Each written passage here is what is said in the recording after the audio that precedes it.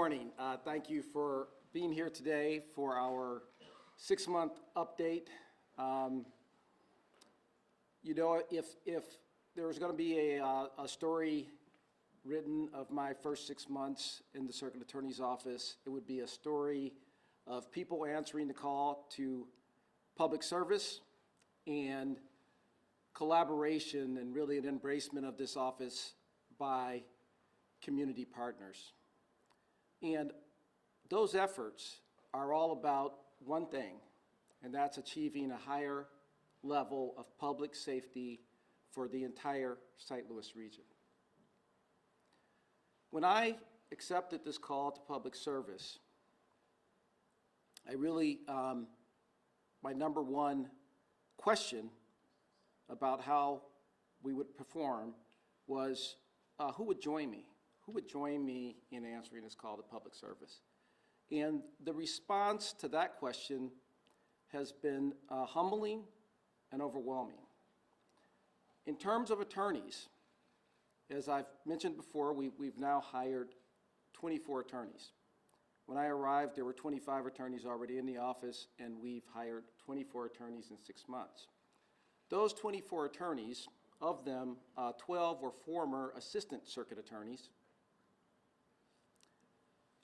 Another 5 of those attorneys were experienced prosecutors from other jurisdictions, and the other attorneys hired are young attorneys with no prior criminal experience, but who really represent the future of our office.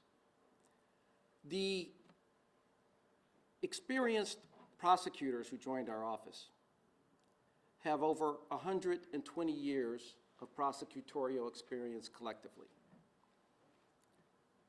They have tried hundreds of the most serious felonies in state courts. When I arrived in the office, there were 3 unit supervisors. That means 3 supervisors in the entire office. The group of attorneys I've hired now represent 5 members of my executive committee, which are the most senior leaders in the office, and 3 more unit leaders. So we have restored leadership in the office. We've talked a lot about the attorneys that we've hired, but we probably haven't talked enough about the attorneys who were here, the attorneys who weathered the difficult times and kept the office afloat. They have performed admirably since I have been here. They have embraced the change that we have brought to this office. They have embraced the culture of excellence that we are working to instill in this office. And they have meshed seamlessly with the attorneys who have returned. The teamwork has been exceptional. I also probably haven't spoken enough about the tremendous support staff that has returned to help rebuild the office. We've hired 14 support staff, paralegals to help us recover from a discovery backlog that was really crippling our ability to prosecute cases.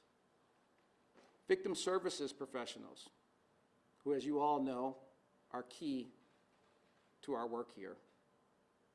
We've hired social workers to add to our diversion team that are going to have a huge impact.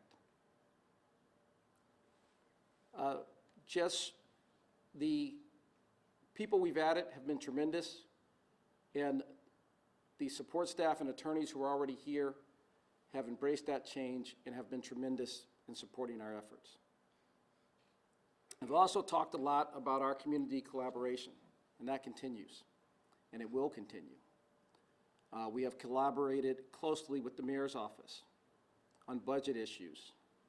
The mayor's office is supporting us on trying to restore our IT system. The IT capacity in our office had been neglected for a number of years. It was and remains in very difficult shape. That's something we have to fix.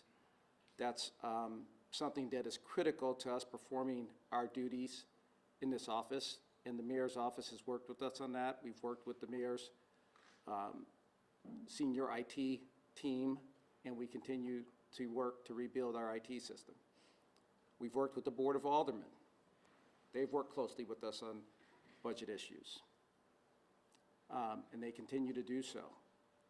We've been invited to present to the Board of Aldermen's Budget Committee, and we've been invited to present to their Security Committee, and we plan to take them up on both those invitations and continue to create a close working relationship with City Hall.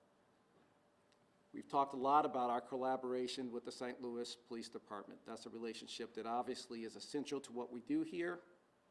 My relationship with Chief Tracy is very good.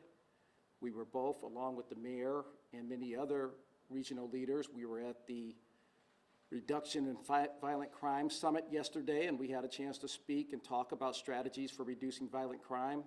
So that's a relationship that has continued to grow and is bearing much fruit as we continue our work. Other collaboration is our collaboration with the community.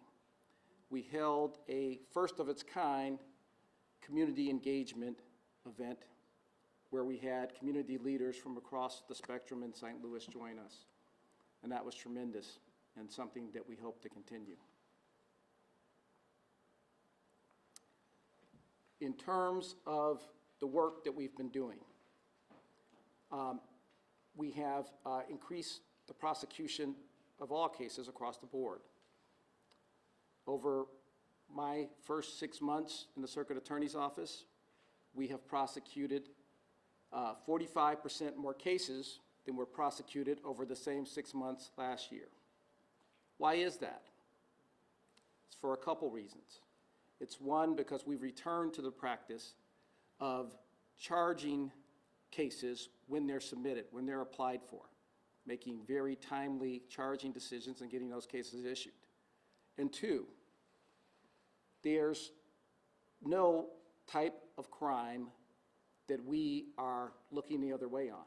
We are enforcing the laws. We don't think, and we don't accept the notion that if, as a citizen of the city of St. Louis, you have to accept a certain amount of property crime, or what people would refer to as petty crime, as a cost of living in a city. That is not something, we reject that notion, and we are prosecuting those cases. In terms of the homicide backlog that we've talked a lot about, when we refer to a homicide backlog, what does that mean? When I was appointed, there were 250 homicides pending. We've done some research, and the typical number of homicides pending in the city of St. Louis is about 100 to 115. So we're looking at a significant backlog of homicide cases that we have been working our way through. Since I have been here, in the 6 months, we have disposed of 53 of those cases. In that time, we've also charged 37 new homicide cases.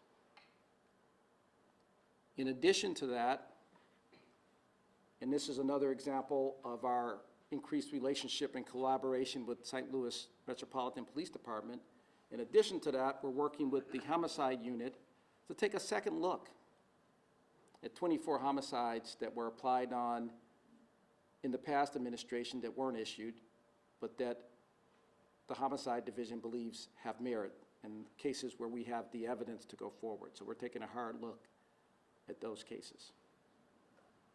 We talk about the homicide backlog and how we're working through it. I'll tell you right now, we don't have the capacity within this office to handle 250 homicides. That's more than 100% of what typically is pending.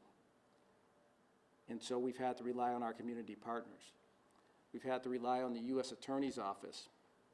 They've agreed to take on a rolling basis 20 homicide cases.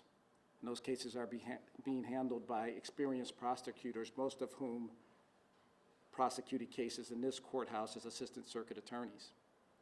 We've relied on the private sector, law firms that have stepped up And we've had experienced assistant circuit attorneys who are now at those law firms come back and take cases. They're handling another 30 homicides for us on a rolling basis. We could not be moving forward as we are without that collaboration. The other backlog we encountered was the backlog with the warrant office. This number has been a moving target. We've been trying to figure it out. And I will tell you that now we've gotten through everything and we have a good assessment of it. And we have determined that on the day I was appointed, there were 6,700 applications for warrants pending that had not been reviewed. When we got in, we began the process of working to reduce that backlog, and we reduced that backlog to about 4,200 cases. And that's what we think we currently have pending, somewhere around 4,200, 4,000 cases, something like that. The good news is that we went through that backlog. We identified the most serious felonies, your violent felonies, robberies, rapes, assault first, and there were even 9 homicides in the backlog. We've identified those cases, and those cases are being reviewed, and appropriate charging decisions have been made. The remaining 4,000 cases consist of misdemeanors and what we refer to as C, D, and E felonies. And we're going to work our way through all of those and make appropriate charging decisions. We estimate that that's work that's going to take us at least through the first quarter of next year, but it's work that we're going to do, and we're going to do it correctly. And again, working on that warrant office backlog. That is another example of where we couldn't move forward without collaboration from our community partners. We've gotten a lot of support from St. Louis County. They had one of their most experienced warrant officers working with us during our first 4 months here. He was here every day. He was on the ground, making a huge impact in terms of helping us work through the warrant office backlog. We had the prosecuting attorney himself, a former alumni of this office, come down and sit in our warrant office and review cases personally, as well as send his assistants to assist us in the review of those cases. The Missouri Office of Prosecuting Services, MOPS, has been tremendous in supporting our office in a number of respects, including in the warrant office and in helping us restore and rebuild victim services. So like I said, it's been a story of people answering the call to service and a story of collaboration. Where do we go from here? What is our vision for the office going forward? I've said on a number of occasions that it is my vision of the office that we will be one of the highest performing prosecuting attorneys' offices in the country. And what does it take to achieve that? Well, first of all, people will tell you that any law office, the number one thing is your people. And so if we're going to be one of the highest performing prosecuting attorneys' offices in the country, we're going to have to invest in our people, in our attorneys and our support staff. What does that investment look like? It looks like compensating our attorneys and support staffs at a level commensurate with neighboring prosecuting attorney offices. It looks like an investment in training, making sure that they have the skills that are necessary to perform their jobs at the highest level. We've made that investment in training already in hiring former Supreme Court Justice George Draper as our chief of training. That's a position that's never existed in this office. It's a position that's necessary to make up a training deficit that exists. It's a position that's necessary to prepare our young attorneys to move up more quickly than is typical to start handling the more serious felonies, because that's what we're going to need to work our way out of the backlog of homicides and violent crime cases. It's going to require investment in sending our attorneys to outside training conferences, which we have already started to do. We've got 4 young attorneys who are going to a MOPS conference in the next month. Our vision for this office includes a deep engagement with the community. We've had a lot of work to do this past 6 months, but I didn't let that distract us from starting the work of engaging with the community. I've personally attended over a dozen community engagement meetings throughout the city, and that work's going to continue and it's going to increase. It's going to increase because we've hired a director of community engagement, Leanne Mosby, who's been working hard to start building those relationships, and we're going to really increase our outreach to the community. Why is that outreach important? It's important to build trust. It's important to hear the concerns that the community have.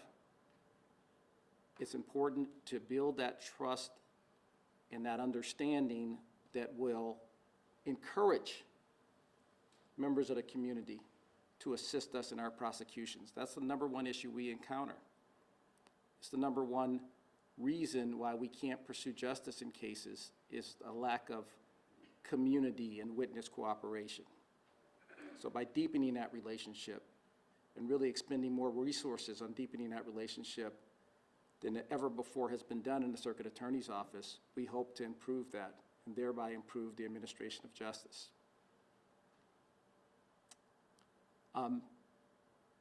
In terms of community engagement, we've also hired a public information officer that didn't exist when I took office.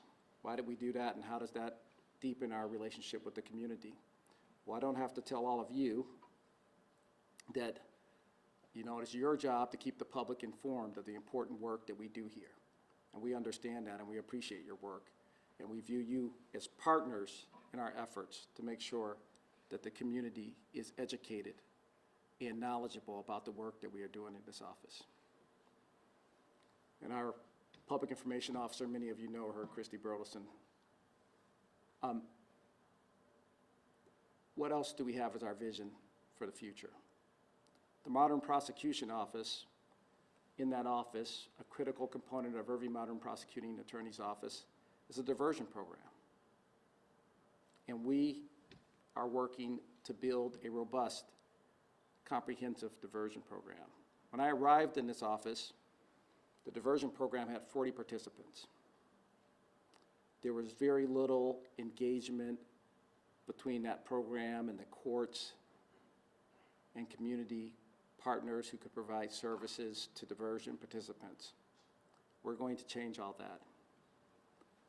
We have built a diversion unit led by our Director of Diversion, Jennifer Lorenz, who's an experienced diversion attorney, that's going to be robust and probably in 6 months have anywhere from 250 to 400 participants. Why is diversion important? It's important for 3 reasons. 1, because we are a community that believes in fairness and second chances. And our diversion program is going to focus on giving nonviolent offenders an opportunity to redirect their lives, to take advantage of services available in the community, to redirect their lives and not become habitual participants in the criminal justice system.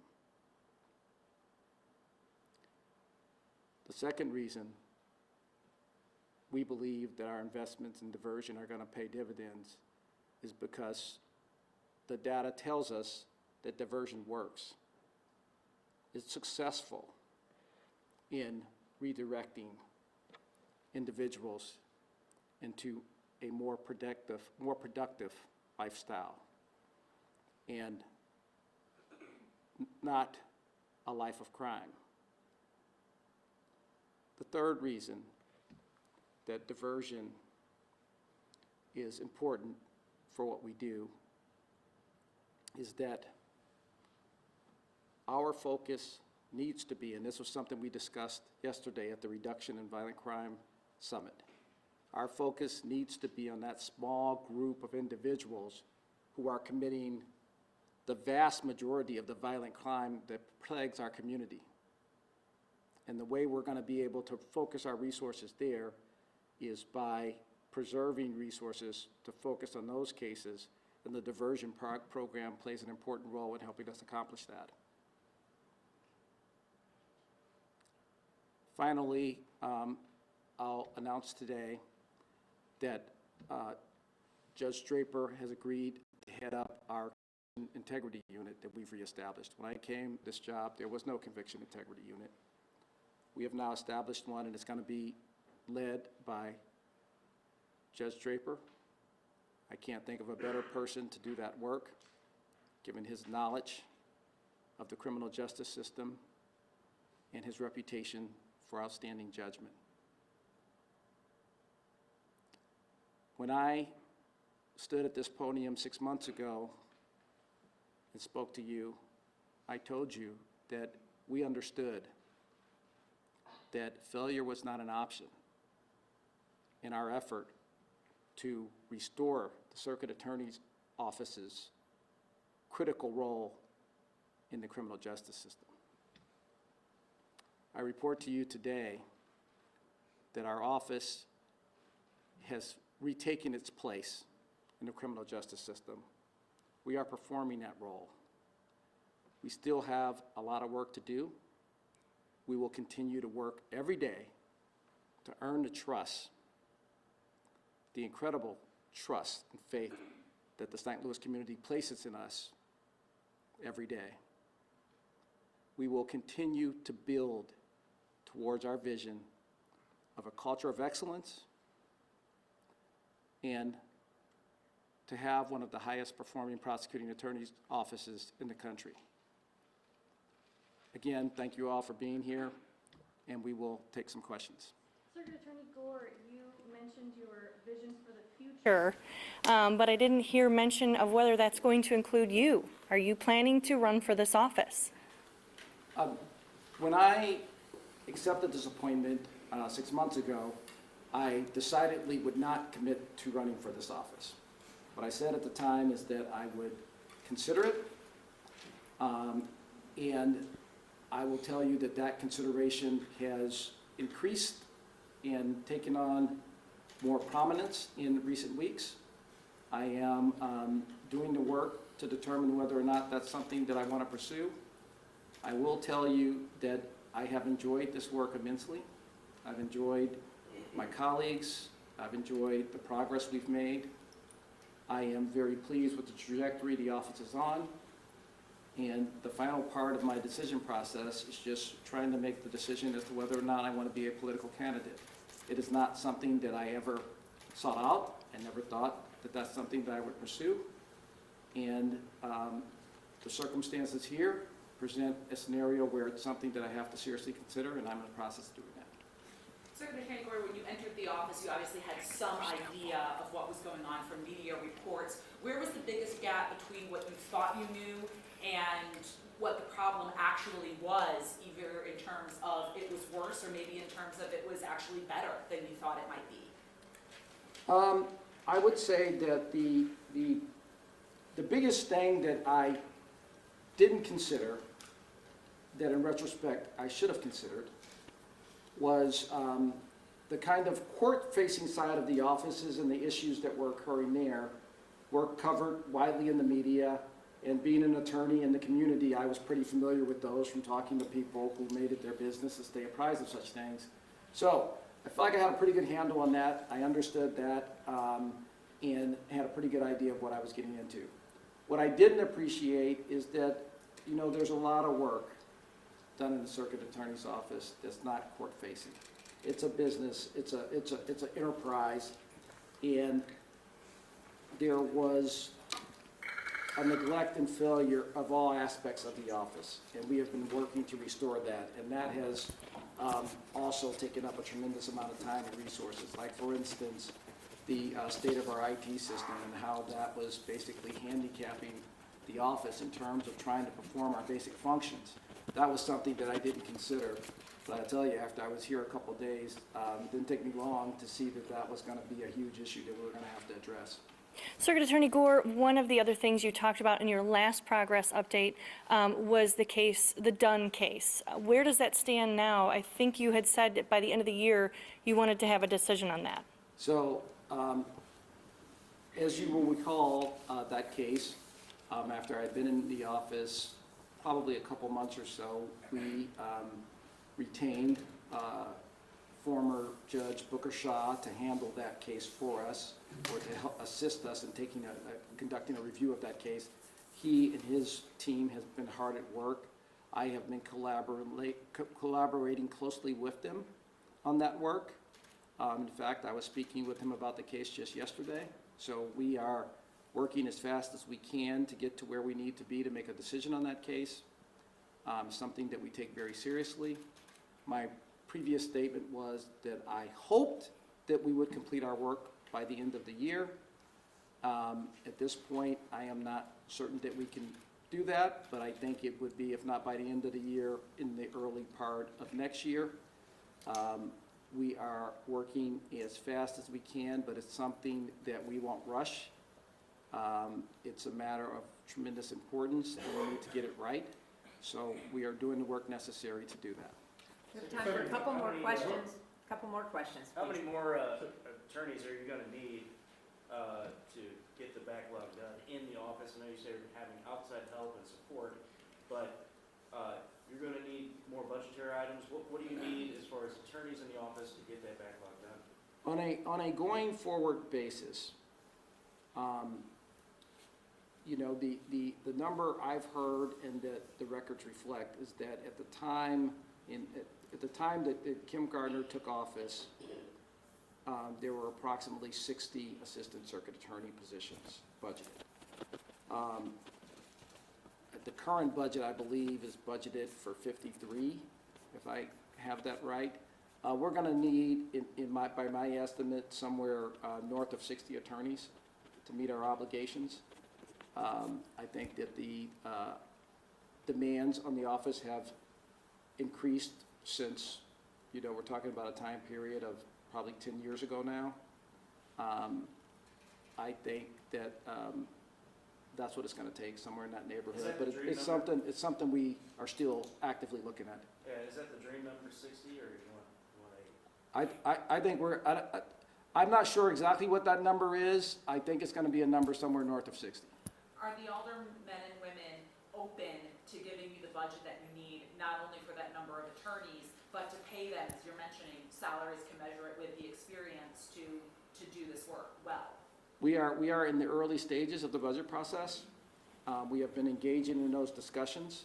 I have received nothing but positive feedback and support. I think the mayor's office and the Board of Aldermen understand the critical role that our office plays in the criminal justice system. I think they understand the tremendous efforts that have been required by our attorneys and staff to address the backlog issues that we faced. I think they want to give us the assets to do that work properly, and I think they want to give us the ability to retain valuable attorneys and staff so that we can get that work done. One more One question in the back here. Thank you. What is your office doing to address other cases, kind of like what you mentioned with Christopher Dunn, for other, cases that convictions may need to be overturned or people have been wrongfully incarcerated? What is your office doing to address those issues? So, as I mentioned, we reestablished the Conviction Integrity Unit. It's being led by Judge Draper. We currently have 3 matters, I believe, that have been submitted to us that are under review. He's performing that work. I have complete faith in him and the people supporting him to perform that work. The way that's going to work is he's going to conduct an initial review. If it's a matter that he thinks requires further consideration, it's going to come to the full executive team, which consists of very experienced prosecutors. We're going to all take a look at it. If we make the decision that it's something that even requires further investigation, we're going to attempt to, as we are currently on the Christopher Dunn case, partner with private firms as partners and do that work, because it is time-consuming work that, quite frankly, I don't have a dedicated conviction integrity position in my office. So we don't have the capacity to do that work, deal with the backlog, deal with the cases that are actively coming in. This capacity we'd like to have, but we don't have that. And that's how we plan to move forward with that work. But you said you only have